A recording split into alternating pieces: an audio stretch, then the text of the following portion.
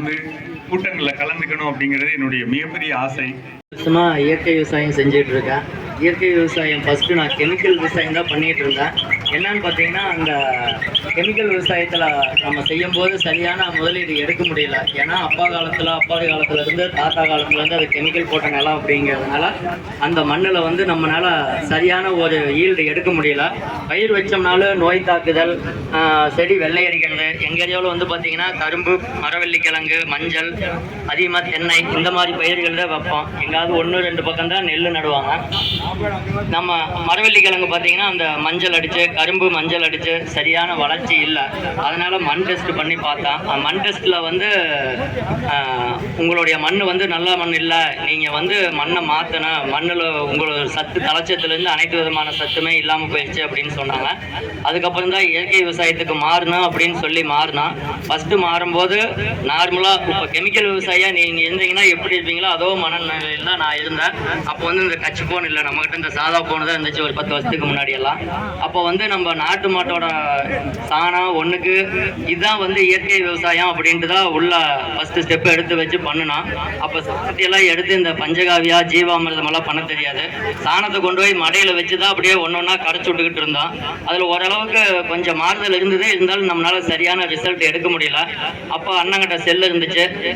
அப்போ தான் செல்லை வாங்கி ஒன்றா பார்த்து நம்ம இந்த பூச்சி வெட்டி எப்படி இந்த மீனை மேலே செய்கிறது எல்லாம் ஒரு 3 லாங் சைஸ் நோட்டுக்கு மேலே அப்போ எழுதி வச்சது இன்னும் கூட நம்ம வச்சுருக்கோம். அதை பார்த்து எழுதி வச்சு பண்ணினோம். அப்போதைக்கு நம்மளால் சரியான ஈல்டு எடுக்க முடியல. அப்புறம் மறுபடியும் தான் நம்ம பூ விவசாயம் பண்ண ஆரம்பித்தோம். பூ விவசாயத்துக்கு பார்த்திங்கன்னா பிரச்சனைகள் நிறையா இருக்கும். சார் சொன்ன மாதிரி அதுக்கு நிறைய உணவு கொடுக்கணும், மருந்து நிறைய அடிக்கணும். அப்போ தான் நம்ம தேடுதல் ஆரம்பித்தோம். நான் போய் இந்த மாதிரி மீட்டிங்கெல்லாம் எதுவும் இல்லை.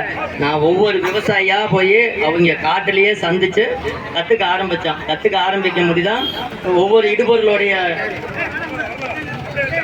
இடுபொருளுடைய மகிமை என்னன்னு தெரிஞ்சுக்க ஆரம்பிச்சுட்டு ஒன்றா நம்ம கற்றுக்க ஆரம்பித்து யூடியூப்பும் பார்த்து செஞ்சோம். அதுக்கப்புறம் நம்ம இந்த மீனமிலம், பஞ்சகாவியா, ஜீவாமிர்தம் எல்லாம் பண்ணிக்கிட்டு வந்தோம். அது பண்ணிக்கிட்டு வரும்போது கொஞ்சம் ரிசல்ட் நல்லா இருந்துச்சு. அப்போ தற்செயலா என்னுடைய குரு சண்முகையா அவர்கள் என்னை வந்து சந்திச்சார். அவர் எப்படி சந்திச்சாருன்னா, நம்ம நாமக்கல் மாவட்டத்தில் சிறந்த விவசாயி தேர்ந்தெடுத்தாங்க. அந்த தேர்ந்தெடுத்ததில் நம்மளை செலெக்ஷன் பண்ணியிருந்தாங்க. ஏன்னா நம்ம இயற்கை விவசாயமும் பண்ணிக்கிட்டு மக்களுக்கு நிறைய பயிற்சி கொடுத்துக்கிட்டு இருந்தோம். அந்த அடிப்படையில் அந்த பொதிகை டிவியில் போட்டதை பார்த்துட்டு நேரில் வந்து நமக்கு அந்த நாட்டு மாட்டு சாணத்தை வச்சு இயற்கை விவசாயம் செய்ய முடியும். இப்போ இவ்வளோ நேரம் ஐயா எல்லாரும் சொன்னாங்க, இயற்கை விவசாயம் செய்யறது எப்படி, இயற்கை விவசாயம்னா என்ன, அதை செய்யறதுனால என்ன நன்மைகள் நமக்கு சொன்னாங்க. இப்போ நம்ம வந்து அந்த இடுபொருள் இயற்கை விவசாயம் அப்படின்னாவே இப்போ இவ்வளவு நாள் அந்த மருந்து அடிக்கிறது எல்லாமே நம்ம இயற்கை மண்ணுக்கு கொடுத்துட்டோம் அப்படின்னா அதுவே 50% கண்ட்ரோல் ஆயிடும். அந்த சாணப்பாசி கரைசல் அப்படிங்கிறது என்னுடைய குரு அவர்கள் சண்முகையா அவர்கள் வந்து என்கிட்ட இருந்தே சொல்லி கொடுத்துட்டு போனாரு. நாட்டு மாடு இல்லை, இயற்கை விவசாயம் பண்ண முடியல அப்படின்னு யாரும் கவலைப்பட தேவையில்லை. நாட்டு மாட்டு சாணம் மட்டும் இருந்தால் போதும். அதை எடுத்துக்கிட்டு வந்து நம்ம ஒரு பக்கெட்டில் கரைச்சி அப்படியே விட்டுட்டோம் அப்படின்னா அந்த நாட்டு மாட்டு சாணத்தில் கரைச்சி வச்ச பக்கெட்டில் இருந்து சாணத்துலேருந்து மேலே ஒரு பாசி வரும். அந்த பாசி என்னன்னு பார்த்தீங்கன்னா, நம்ம நாட்டு மாட்டில் என்னென்ன பாக்டீரியா என்னென்ன சத்து இருக்கோ அனைத்தும் மேலே வந்துடும். நம்ம சூரிய ஒளியில் வைக்கிறதுனால சூரிய ஒளியில் இருக்கக்கூடிய பாக்டீரியா, காற்றுல இருக்கக்கூடிய சத்து அனைத்துமே நமக்கு இந்த பாசியில் வந்துடும். இந்த பாசியை எடுத்து மறுபடியும் நம்ம ஒரு 2 லிட்டரோ அல்லது 5 லிட்டரோ தண்ணி ஊற்றி அந்த தண்ணியில் வந்து ஒரு 1/4 கிலோ சர்க்கரையை போட்டு கலக்கி விட்டோம் அப்படின்னம்னா அதில் நுர வரும். அடுத்தது பார்த்தீங்கன்னா புளிச்ச வாசனை வரும்.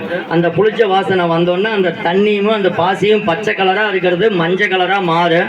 அப்படி அது மஞ்சளாக மாறிடுச்சு அப்படின்னா அந்த திரவம் ரெடி ஆயிடுச்சு. அதை எடுத்து நம்ம 200 லிட்டர் பேரலில் வெறும் 2 கிலோ நாட்டு சர்க்கரையை போட்டு கலக்கி விட்டுட்டோம் அப்படின்னம்னா காலை மாலை வெயிலில் தான் வைக்கணும். காலை மாலை 2 வேளையும் கலக்கி விடணும். 2 வேளையும் கலக்கும் போது அதுலேயும் அதே மாதிரி தான். ஃபஸ்ட்டு எடுத்தது நுர உண்டுனா வரும். அடுத்தது பார்த்தீங்கன்னா உங்களுக்கு அந்த புளிச்ச வாசனை, பழம் புளிச்சு போனால் அந்த தெலுங்குன்னு சொல்லுவாங்க பாருங்க பழங்களில், அந்த வாசனை ரொம்ப அதிகமாக வரும். அந்த வாசனை வந்த பிறகு நம்ம ஊற்றக்கூடிய தண்ணி வந்து மஞ்சளாக மாறிடுச்சு அப்படின்னா தயாராகிடுச்சு. அந்த 200 லிட்டரை வந்து ஒரு 10 லிட்டரோ 20 லிட்டரோ நம்ம ஸ்டாக் வச்சுக்கிட்டு 1 ஏக்கருக்கு கொடுக்கலாம். 150 லிட்டரை 1 ஏக்கருக்கு கொடுக்கலாம். அந்த மீதி மீதி இருக்கக்கூடிய 20 லிட்டரை நீங்கள் மல்டிப்ளை பண்ணிக்கிட்டே இருக்கலாம். அது தீர்ந்ததுன்னா மறுபடியும் சர்க்கரையை போட்டு அதை டெவலப் பண்ணிக்கலாம். இது கொடுக்கறதுனால என்ன நன்மைகள்னு பார்த்தீங்கன்னா, மண்ணில் வந்து மண்புழு வளரும். ரெண்டாவது மண் பொதுன்னு ஆகும். மண்ணில் உள்ள சத்து, காற்றுல உள்ள சத்து, சூரிய ஒளியில் இருக்கக்கூடிய சத்து, இந்த சத்து அனைத்தையும் நுண்ணுயிரிகள் தான் செடிக்கு எடுத்து கொடுக்கும். நேரடியாக அந்த செடிக்கு அந்த நுண்ணுயிரி போகிறதுனால நம்மளுடைய செடி நல்லா வளரும். ரெண்டாவது இந்த சாணப்பாசி கரைசல் மீதி வச்சிருக்கிறோம் பார்த்தீங்களா, இதுக்கு முன்னாடி செய்யக்கூடிய மீன் அமிலமெல்லாம் ஒரு 40 நாள்ல இருந்து 50 நாள் ஆயிரம் தயாராகிறதுக்கு. நல்லா தயாராகணும்னா நாட்டு சர்க்கரை வந்து அதுக்கு சரிக்கு சரி போடணும். இது வந்து நீங்கள் அப்படி போட தேவையில்லை. ஒரு 200 லிட்டர் பேரலுக்கு குறைஞ்சபட்சம் ஒரு 20 கிலோ மீன் கழிவு, 4 கிலோ அல்லது 5 கிலோ சர்க்கரை போட்டால் போது, மீதி தண்ணி ஊற்றிக்கிங்க. நம்ம சாணப்பாசி கரைசல் தயாரித்து வச்சதுலேருந்து ஒரு 10 லிட்டர் எடுத்து உள்ளே ஊற்றிட்டீங்க அப்படின்னா 2 நாள் 48 மணி நேரத்தில் நீங்கள் உள்ளே எவ்வளோ பெரிய மீன் போட்டாலும் சரி, மீன் கழிவு போட்டாலும் சரி, அனைத்து விதமான மீனும் அந்த கழிவு கரைஞ்சு லிக்விடாக மாறிடும். அதை வந்து நம்ம டெய்லி கலக்கி விட்டுக்கிட்டு இருந்தோம்னா 10 நாளையில அதில் உள்ள சத்து பூரா, மீன் கழிவுல இருக்கக்கூடிய சத்து பூரா நம்ம அந்த 200 லிட்டர் பேரலுக்கு வந்துடும். அது தேவையில்லாத கழிவு மேலால எண்ணெயாட்ட முதக்கு அதை மட்டும் அள்ளி வெளியில போட்டுட்டு மீதியை நம்ம காட்டுக்கு கொடுத்துடலாம். அந்த 20 கிலோ போடுற மீன் கழிவுல பார்த்தீங்கன்னா ஒரு 1/2 கிலோ அல்லது 1 கிலோ தான் கழிவே இருக்கு. அந்த ஸ்லேடு மாதிரி செதில், அந்த மண்டையோட்டில் இருக்கக்கூடிய அந்த முக்கியமான ஓடு மட்டும்தான் இருக்கு. மீதி அத்தனையுமே கரைஞ்சிடும். இதை வந்து நம்ம ஒரு ஏக்கருக்கு 10 லிட்டர்லேருந்து 20 லிட்டர் வரைக்கும் பயன்படுத்தலாம். இதை வந்து நீங்கள் எவ்வளோ நாள் வேணாலும் வச்சிருக்கலாம். எக்ஸ்பைரி டேட்டு கிடையாது. ரெண்டாவது, இது வந்து நம்ம காட்டுக்கு கொடுத்த உடனே ஒரு வாரத்திலேயே நமக்கு அந்த கறிவறுப்பு தெரியும். அளவுக்கு அதிகமாகவும் இது கொடுக்கக்கூடாது. ஏன்னா நம்ம இடுபொருள் செலவை ரெகுலராக கொடுக்கக்கூடாது. ஒன்ஸ் கொடுத்துட்டோம் அப்படின்னம்னா, இப்போ தலைச்சத்து அப்படின்னா மீன் அமிலம் கொடுத்துட்டோம்னா அந்த தலைச்சத்து மண்ணிலேயே உற்பத்தி ஆகிக்கு. நம்ம கொடுக்க தலைச்சத்து ரெடி ஆகிக்கும். அதே மாதிரி அதில் வாழைப்பழத்தை போட்டு நம்ம பொட்டாஸ் தயார் பண்ணிக்கலாம். ஏன்னா நேரம் கம்மியாக இருக்கிறதுனால. என்னுடைய பேர் லோகநாதன். என்னுடைய யூடியூப் சேனல் வந்து லோகு இயற்கை விவசாயம்னு வச்சிருக்கிறேன். அதில் என்னுடைய பதிவுகள் அனைத்தையும் நான் போட்டிருக்கேன். நீங்கள் ஃப்ரீயாக இருக்கிறப்ப பாருங்கள். நம்மளுடைய விவசாயம் செலவே இல்லாத விவசாயம், ஜீரோ பட்ஜெட்னு சொல்லுவாங்க பார்த்தீங்களா. நம்ம கூட பக்கத்தில் என்னென்ன இருக்கோ அதை வச்சே செய்யக்கூடிய விவசாயம் தான். அதை பாருங்கள். பார்த்தீங்கன்னா உங்களுக்கு புரியும். நன்றி. என்னுடைய செல் நம்பர் 97 87 155 461. மறுபடியும் 97 87 155 461. என்னுடைய யூடியூப் சேனல் பேரு லோகு இயற்கை விவசாயம். கூட்டங்களில் கலந்துக்கணும் அப்படிங்கிறது என்னுடைய மிகப்பெரிய ஆசை.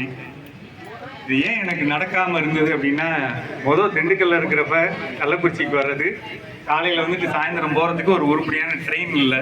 அதனால் இப்போ சென்னையிலேருந்து வர்றதுக்கும் அதே மாதிரி தான். அதனால தான் வராமல் இருந்தது. இன்னைக்கு எப்படி வந்தாகணுங்கிற ஒரு வைராக்கியத்தோடு வந்துட்டேங்க. உங்களை பார்த்தது ரொம்ப ரொம்ப சந்தோஷம்.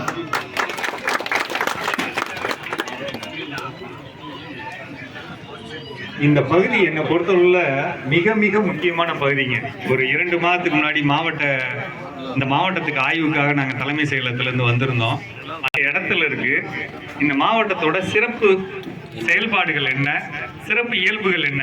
அருமையான மண்வளம் உள்ள ஒரு சில மாவட்டங்கள்ல ரொம்ப முக்கியமானது இந்த கள்ளக்குறிச்சி மாவட்டங்க. அதாவது இந்த மாவட்டத்தோட மண் எப்படி அப்படின்னா, இன்னும் ஒரு கெட்டு போகாத ஒரு நல்ல மண்ணா இருக்கக்கூடிய ஒரு அமைப்பு இருக்குங்க. இந்த இடத்தோட மேட்டு பகுதியிலிருந்து எல்லா திசைகள்லையும் அடுத்தடுத்த மாவட்டத்தை தொடக்கூடிய பகுதிகள் வரை சிறப்பான மண்ணு, கெட்டு போகாத மண்ணு இருக்கக்கூடிய ஒரு மாவட்டம்ங்க. இந்த மாவட்டத்துல எந்த பயிர் போட்டாலும், திருப்பி சொல்றேங்க, எந்த பயிர் போட்டாலும் அந்த பயிரோட முழுமையான உற்பத்தி திறன் என்னவோ அந்த அளவு கொடுக்கக்கூடிய வகை மண்ணு. இதை எப்படி சொல்றேன் அப்படின்னா, இப்ப அம்மன்னு ஒரு பொன்னி இதுல இருந்து ஹைபிரிட்ல இருந்து வராங்க. ஒரு அம்மன்கிற ஒரு பொன்னி ரகம் நம்ம போடுறோம் அப்படின்னா, கம்பெனிக்காரங்க என்ன சொல்றாங்க, என் நெல்லை போட்டீங்கன்னா 2400 கிலோ கிடைக்கும் அப்படின்னு சொன்னா, நான் பேசுறது எல்லாமே இயற்கை விவசாயங்க.